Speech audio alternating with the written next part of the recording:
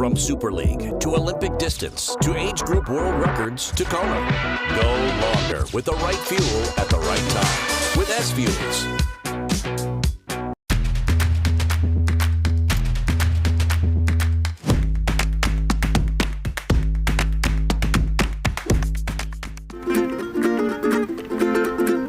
She was born in the USA. She was born in the USA.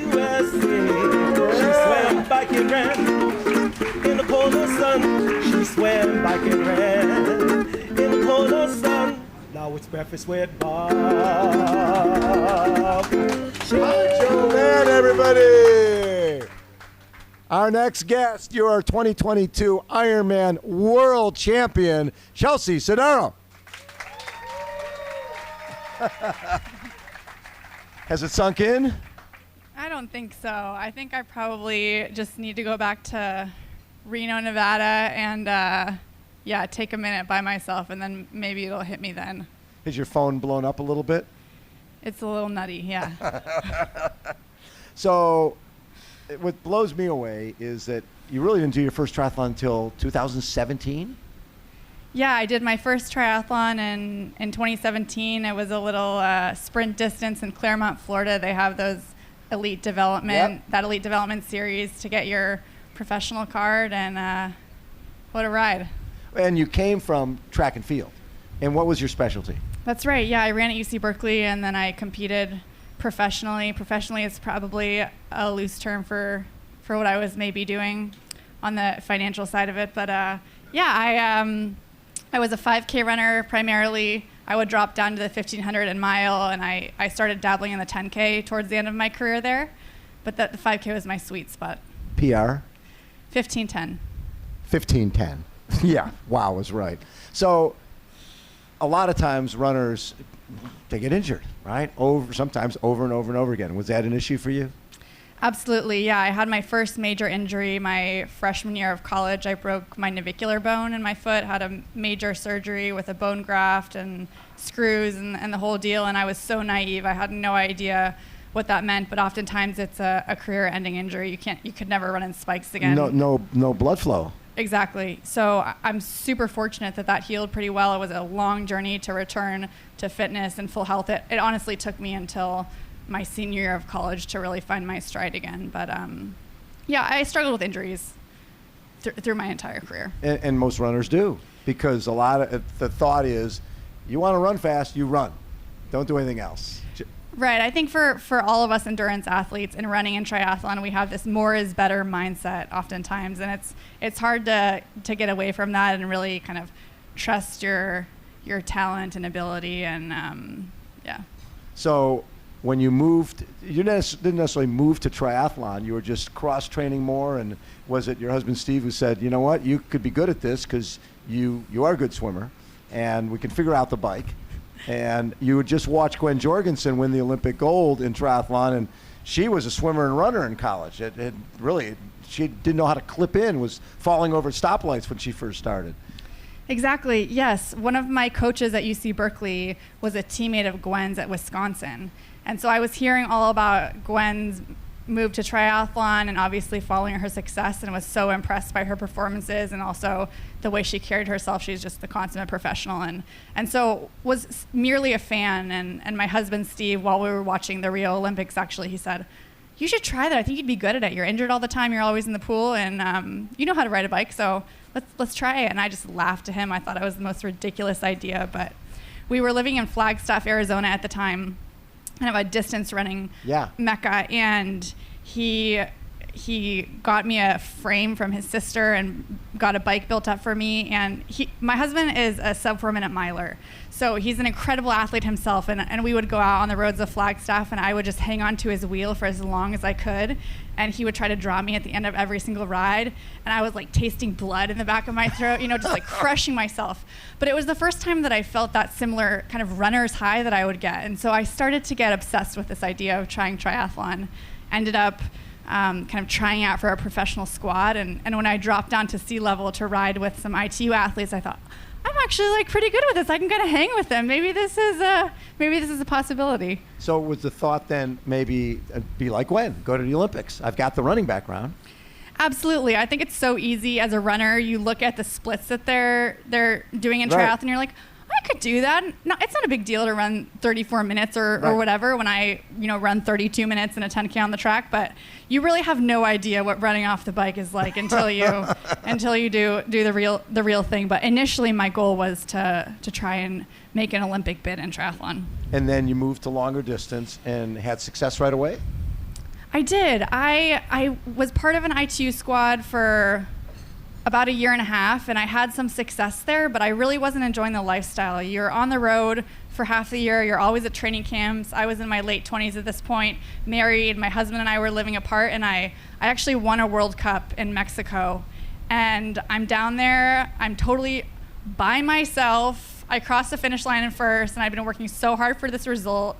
My family is not there. Like, there's no one there. And I just had this emptiness when I felt like it should have been an incredibly celebratory moment. Yeah. And I thought, this is not right. This is not how you should be feeling when you have a big victory like this. So a couple weeks later, I quit my the ITU pursuit. I actually retired from triathlon for a couple of weeks at that stage. But I'm out. Yeah, I'm out.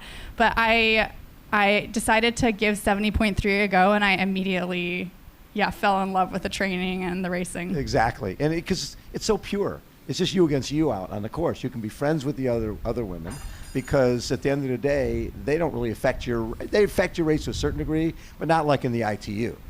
I think what I loved most, honestly, about the long course stuff is the way that you connect with the amateur field. Absolutely. There's such an incredible community in our sport, and a more relaxed vibe. Obviously, when we're racing, it's incredibly intense. We're so competitive. We want to rip each other's heads off out there. But there's just this, respect among all of us at all levels for what we're trying to do, because it's really hard to cross the finish line regardless of how fast you're going. Exactly. And most pros started as age groupers. So there is an affinity there. And when you're here at the Ironman, you're treading water, and obviously you can't go to the Masters and play golf with those guys. You can't go and play Wimbledon with the top pros. But you guys could talk story after the race with an age grouper who was out there for 13, 14 hours asking about how was it at Javi? What was the energy lab like? I know, the battle stories are the best, right? We live for that. I have met the most incredible people through this sport. I cannot tell you, in my build-up for this race even, how many people reached out to me saying, just let me know what I can do to help you. It's pretty special. Well, and this island, even though you were a rookie, winning this as a rookie is very rare. And winning it as a mom, Natasha Bodman's the only other mom to win this race. With knowing that you were going to be coming into racing here, you have some background on the island. I do. Before I even competed in my first 70.3, I came out here for a camp with Sarah Piampiano. She's a retired triathlete. I think her highest finish was 6th here. Yeah, she did really well here. She did really well here. So I came out here for a training camp in 2018, and I basically got to follow her around and do what I could to help her out to prepare. But I really love it here. I think for some people you get off the plane and you feel like you gut hit punch. gut punch the heat, and I feel like I get off the plane and I feel at home. I love it. And Dr. Dan Plews, right, who's amazing. I had the good fortune to interview him not that long ago.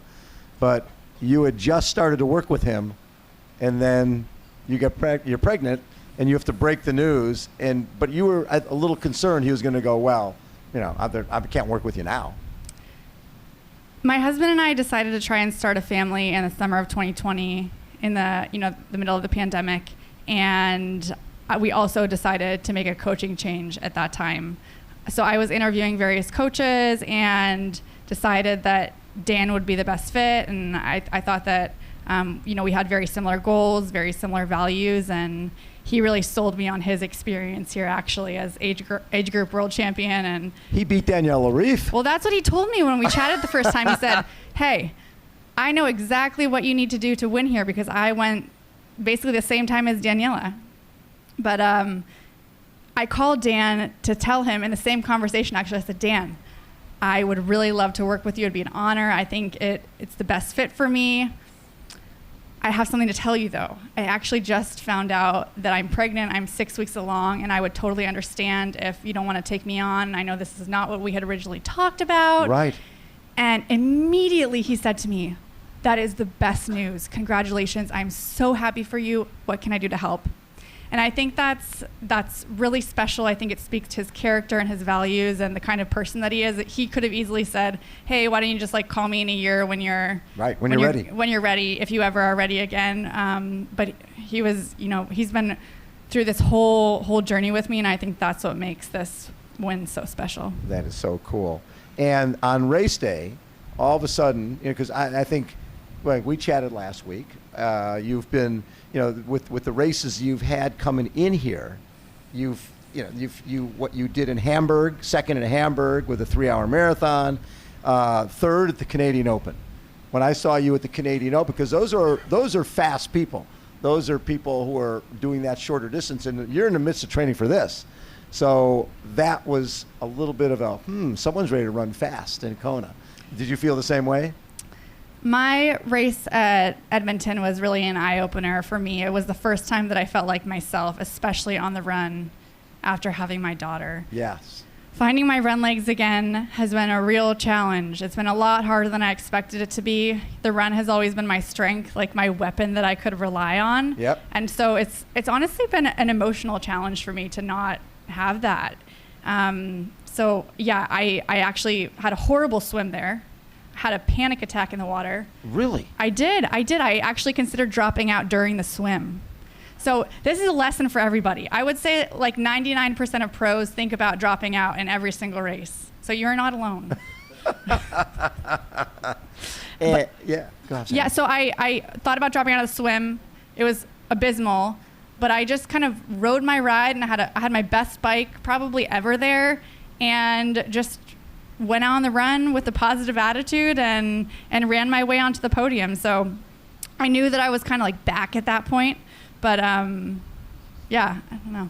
So early on, you catch Daniela Reef, 5-time Ironman World Champion. You catch her about 4 miles, and then 4 miles, and then 10.2 miles. The woman who's been out front for a big chunk of the day, Lucy Charles, is right in your sights. Sometimes people can be intimidated to take the lead at where the big lights are, right? This is the Ironman World Championship. But you're the type of person who's been there before. You were in the Olympic trials and track and field. Did you feel, okay, this is where I'm supposed to be? Everything is starting to come together. I think I was just so process oriented actually on Thursday, which is something that I will carry with me moving forward. But I was really in the moment. I wasn't thinking about leading the race. I was just thinking about having the best possible personal performance that I could. And so I am proud that I didn't freak out when I got into the lead. I'm a little bit impressed with myself that I didn't lose it. But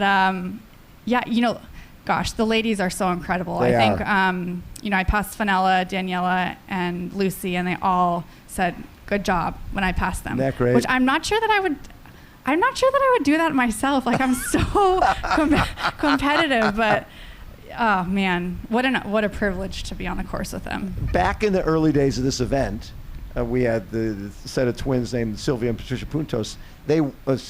Sylvia won this a few times, Patricia won a few times, but she would walk every aid station and still run 3:10, 3:15. And we're watching during the TV coverage, oh my God, she's slowing down. But that was a plan, right? To make sure you got all your nutrition in. Yeah, I have a very close mentor and friend who is here on the island. He had a beer with my husband on Tuesday or Wednesday, and he said, I have, really watched closely when Jan has competed here, and he walks a lot of the aid stations. So Chelsea should really consider taking her time and investing in getting what she needs and staying cool. And so I had that planted in the back of my mind that it might be a good strategy. And that was fascinating about that. Even with that, you ran a 2:51 marathon, like a little over a minute over Miranda Carfray's run course record. The feeling turning on to Elite E-Drive, knowing this is the mecca of the sport, even though you haven't been about the sport that long, you know what this island's all about because you've trained here. What was that feeling like for you? There's nothing like it. I think it's the most magical finish line in the world. You know, I saw so many people on that home stretch that I know who have been a part of this journey in some way or another, who have invested in me, and what a better way to say thank you to those people than to celebrate down that stretch. Well, and speaking of saying thank you, we have Kalani, the executive pastry chef from the Four Seasons, who has something very special. Kalani, where are you at? Kalani? Right here! Oh my goodness, look at that. Ladies and gentlemen, how about a round of applause? This is yours. Get this stuff out of here. Incredible. It's all, Thank you so Chef, much. this is all edible. It's 100% chocolate, yeah. 100% chocolate. We like that. You like chocolate a little bit. Oh yeah. Will you share any of this? 100%. Everyone's invited. I love it. How about a round of applause for our pastry chef and for our Ironman World Champion, Chelsea Sodaro. She swam, bike and ran in the Kona sun. She swam, bike and ran in the Kona sun. Born in the USA, she was born in the USA. And it's breakfast with Bob and Chelsea. And Poncho Man, everybody.